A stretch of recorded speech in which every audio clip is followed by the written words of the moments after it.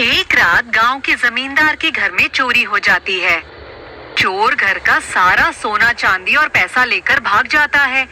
अगली सुबह जब जमींदार को पता चलता है तो जमींदार अपना सर पीट लेता है।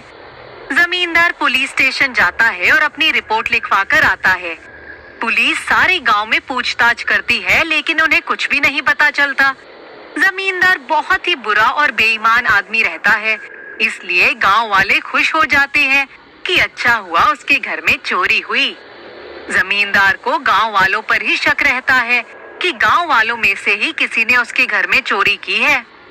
चोरी होने के बाद जमींदार के घर की स्थिति बहुत ज्यादा खराब हो जाती है। उसके पास खाने पीने तक का कुछ नहीं रहता।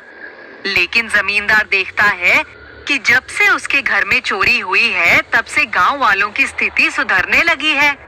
वे गांव में जाता है और गांव वालों से बात करता है। मुझे पता है कि मेरा पैसा तुम लोगों में से ही किसी ने चुराया है, मुझे अपने आप बता दो। नहीं, हमें नहीं पता कुछ भी इस चोरी के बारे में। हमने आपकी चोरी नहीं की है। मैं देख रहा हूँ जब से मेरे घर में चोरी हुई है तब से तुम लोगों की स्थिति बहुत अच्छी हो गई है। मुझे लगता है तुम लोगों में से ही कोई एक चोर है। जमींदार फिर से पुलिस को लेकर गांव में आता है और एक एक घर की तलाशी करता है। बहुत कोशिश करने के बाद भी कुछ नहीं पता चलता। कुछ दिनों बाद जमींदार को अपनी गलती का एहसास होता है कि मैंने गांव वालों के साथ बहुत बुरा किया। मुझे ऐसा नहीं करना चाहिए था। मेरे बुरे कर्मों का ही नतीजा मुझे मिल रहा है कि मेरा सोना चांदी पैसा सब चोरी हो गया और अब मेरी स्थिति बहुत खराब है। घर में खाने पीने तक का खत्म हो चुका है। तब वे गांव में वापस जाता है। आज मैं आप सब लोगों से माफी मांगने आया हूँ। घर में चोरी के बारे में बात नहीं करने आया हूँ। अच्छा हुआ जो मेरे घर में चोरी हुई, क्योंकि मेरे पास जो पैसा था पूरा बेईमानी का था। मैंने आप लोगों को बहुत दुख दिया है, कृपया करके मुझे माफ कर दें। जमींदार साहब, ये बात तो सच है कि आपने हम लोगों के साथ बेईमानी की है, लेकिन आपके परिवार की स्थिति देखकर हमें भी बहुत दुख हो रहा है। हम भी आपके साथ हैं। हम भी उस चोर को ढूंढने में पूरी मदद करेंगे। मैं आप लोगों से एक बात जानना चाहता हूँ कि जब से मेरे घर में चोरी हुई है आप लोगों की स्थिति काफी सुधरी हुई लगती है, क्या बात है? हम भी बहुत आश्चर्यचकित हैं जमींदार साहब। रोज गांव में एक घर में चोर घुस आता है और हम लोग बहुत कोशिश के बाद भी उसे नहीं पकड़ पाते। हम लोग शोर मचाते हैं, उसके पीछे भी भागते हैं, लेकिन हम उसे पकड़ नहीं पाते। लेकिन जब हम अपने घर में आकर देखते हैं तो हम बहुत आश्चर्यचकित हो जाते हैं कि चोर हमारे घर से कुछ लेकर ही नहीं जाता, बल्कि हमारे घर में कुछ रख कर ही चला जाता है। कभी वे चोर पैसे रख कर चला जाता है, कभी राशन पानी रख कर चला जाता है। अरे ये तो बहुत ही आश्चर्य की बात है।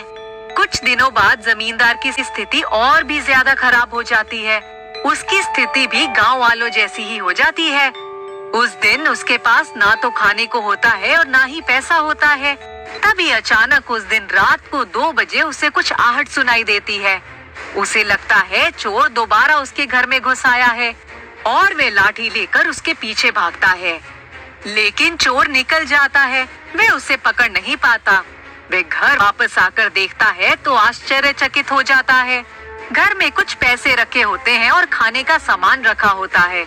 वे अपने बच्चों को और अपनी पत्नी को उठाता है और खाना खिलाता है। अगली सुबह वे गांव जाता है और गांव वालों को इस सब के बारे में सब कुछ बताता है। अगले कई दिनों तक ऐसा ही चलता रहता है। कभी जमींदार के घर में पैसे मिलते हैं, कभी खाना मिलता है और कभी कपड़े मिलते हैं। इस बीच जमींदार को अपनी गलती का एहसास बहुत अच्छे तरीके से हो जाता है कि ये सब उसके बुरे कर्मों के कारण ही हो रहा है। उसी रात उसे अपने घर में दोबारा आहट सुनाई देती है, लेकिन अब उठकर भी नहीं देखता। वह सोचता है कि वही चोर होगा और जो कि कुछ ना कुछ रखकर चला जाएगा और वे उसे पकड़ भी नहीं पाएगा, तो उठने का क्या फायदा। और लेटे लेटे ही अपनी पत्नी और बच्चों से कह देता है कि अगर थोड़ी देर बाद तुम लोगों को भूख लगी हो तो देख लेना, शायद रसोई में खाना रखा होगा। थोड़ी देर बाद जमींदार की पत्नी उठकर रसोई में जाती है और चिल्लाती हुई वापस आती है, अरे उठो उठो, जल्दी उठो और मेरे साथ रसोई में चलो। अरे क्या हुआ? अरे आप चलिए तो सही, मैं आपको बताती हूँ। जमींदार घबरा जाता है। कहीं चोर हमारे बचे कुचे बर्तन आदि सामान भी तो नहीं ले गया?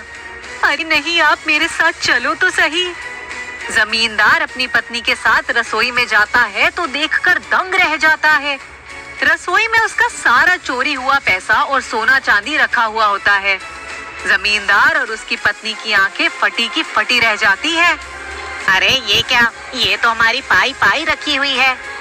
मुझे तो लग रहा था कि चोर ने मेरी ही चुराई हुई दौलत में से ही गांव वालों और मुझे खाना, कपड़ा और पैसा देना शुरू किया है, पर उस चोर ने तो इसमें से कुछ भी नहीं खर्च किया। ये तो पूरा का पूरा पैसा और सोना चांदी है। हाँ, आप सही कह रहे हैं, ये तो सारा सोना चांदी और पैसा है, और साथ ही गांव वालों की जमीन के कागज भी हैं। दूसरे दिन जमींदार सारे गांव वालों को अपने घर बुलाता है और उनकी जमीन के कागज उन्हें लौटा देता है, और कुछ सोना चांदी और पैसा भी गांव वालों में दान करता है। लेकिन लाख कोशिशों के बाद भी गांव वाले और जमींदार उस चोर का पता नहीं लगा पाते कि आखिर वह चोर कौन था जिसने सारे गांव की स्थिति को बदल कर रख दिया। सब उस चोर को जादुई चोर का नाम दे देते हैं।